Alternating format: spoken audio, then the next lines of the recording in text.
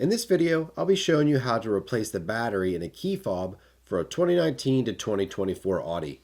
This key fob uses a 2032 battery, and if you need one, you can check it out in the link in the description of this video. So for this, you will need a flathead screwdriver and obviously the key fob. First thing we're going to want to do is take out the physical key by pressing this button on the back and pulling to remove the key. Now this key fob can be pretty difficult to open up. You have to put the screwdriver in just at the right angle.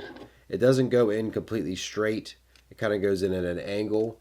And I'll try to show on video that there is a tab in here that can be seen. I can highlight it. I can see it, but it might be not showing up as great on video. And it can be a little notorious to try to open up. It can be a little difficult. But if you stick the screwdriver in and push up, it should pop up like this, just this top plate. Once it opens up, you can pull off the plate, set it to the side, and it'll expose the 2032 battery. So you can take the flat end of your screwdriver and just stick it under the battery and it'll pop it out. You can discard the old battery, place the new battery in by sliding it in from the side and then pressing down until it fits into place.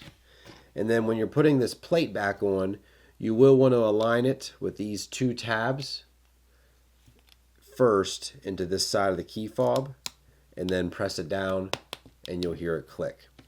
After that, you can replace the physical key and you're finished. Hopefully this video helped you out replacing your battery in your Audi key fob. If it did, leave a thumbs up on the video. It does help the channel.